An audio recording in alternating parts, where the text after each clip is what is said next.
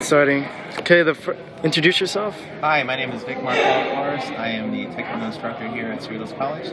I teach the PE 161A beginning Taekwondo. Okay, the first question is, what do you do in your job description? As far as my job description, when I'm not teaching class here, I'm a director of personal training at CNI College. It's a vocational school of the city of Orange. And what we do is we prepare students to sit and pass the NSCA CPT certification.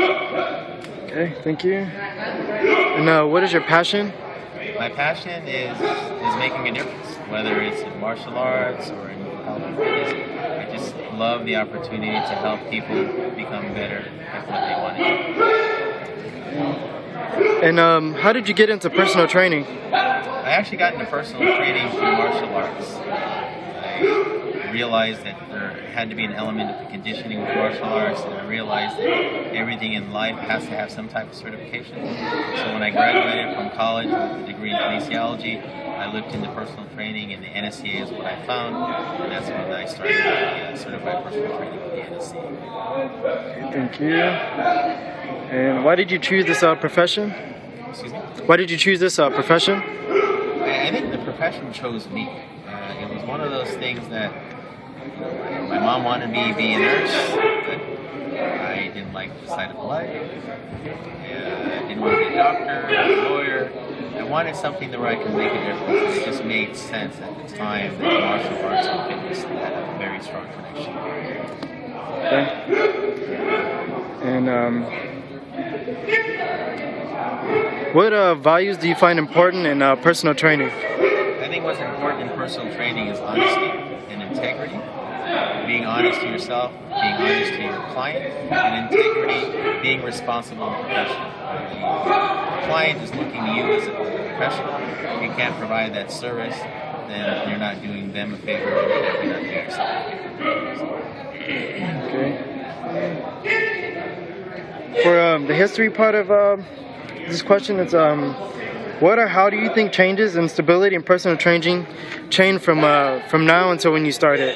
I think right now, with the emergence of social media and the fact that technology is taken over in areas of personal training that we never had access to before. And nowadays, individuals that want to sit for the certification, they take the test, they can take it anywhere through internet access, and they get the results within minutes after they're done. Back when I started, when I would sit for the exam, it would be 5 weeks before I'd find the results. So technology has helped in that respect. And as far as innovations, a lot of things that are more current now are making training that much more accessible, and it's making it that much more easier for everyone. They're more conducive to training a variety of individuals as opposed to just training one type of individual. A lot of times training would be based on just those that want to be athletic. But sometimes even those that are not athletic, or maybe have a lifestyle that's sedentary, want to change their lives, were athletes before or used to work out before, there's more opportunity to train a larger scale of clients. And with the baby boomers emerging, we have a lot of potential for people that want to improve their healthy living and longevity in training.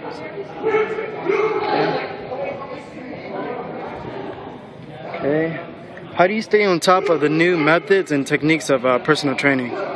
What I've done to keep myself current, I make sure that I'm up to date with my CEUs. Being a part of the NSCA, we were required to take CEUs, which are continuing education units, and those particular units can be achieved through seminars, through conferences, through webinars, through things that you can do on the internet, or actually attend through conferences. So by attending these conferences and doing these webinars and seminars, what it does is it allows me to stay current. We are obligated as trainers and strength coaches to keep up our CEUs every 2 years. If we don't, then we lose our certification at the start.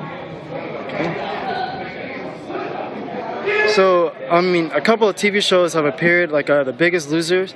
How does that motivate you in any way, or do you see that as a skill to help your clients? I think it's a great motivation, because what it does is it tells you that fitness has gone mainstream, that fitness is now an acceptable thing, to the point where it's a reality TV show.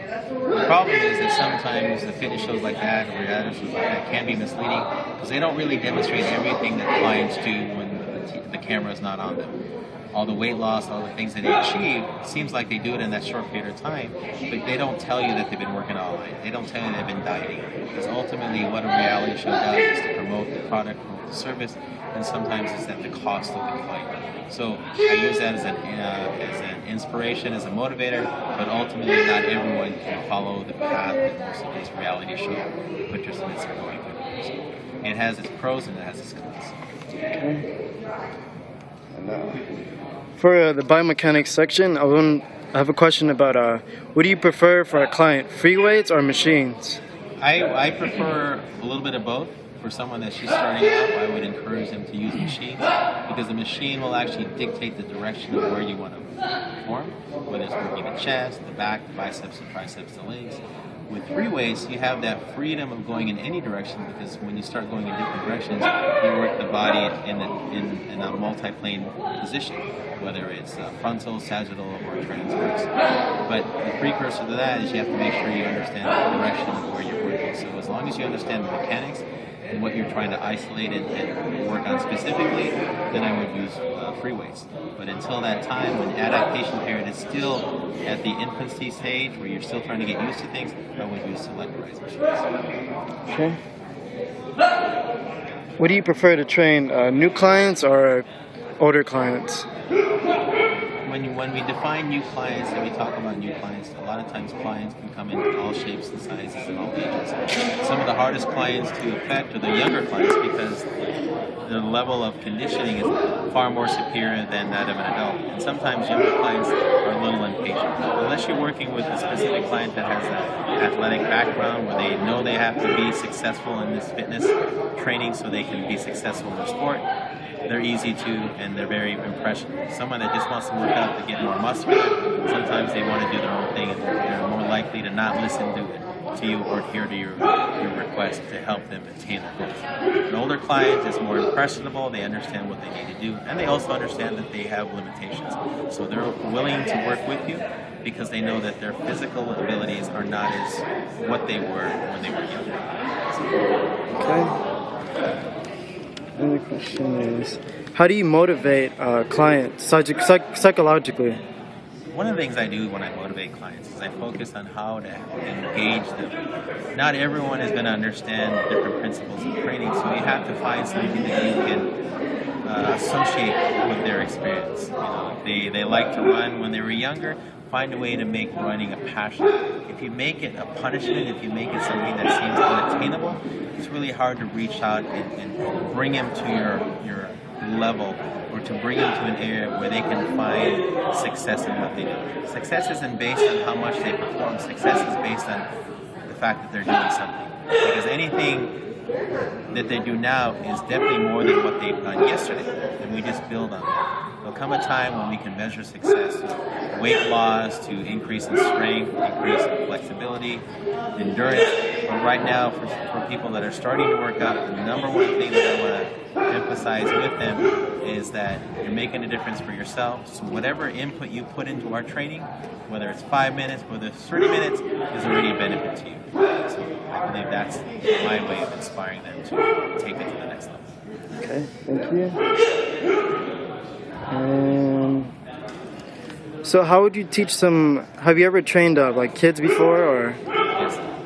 how would you compare training a child to an adult? I think one of the biggest differences between an adult and a child is a child has unlimited energy, unlimited restriction. The problem with the child is that sometimes their maturity level doesn't help them to push to the next level where they need to practice if they want to get better.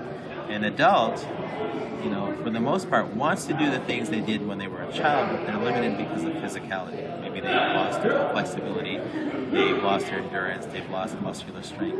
They want to do it, but their bodies can't. Okay, so they have the willingness, but sometimes they don't have the ability.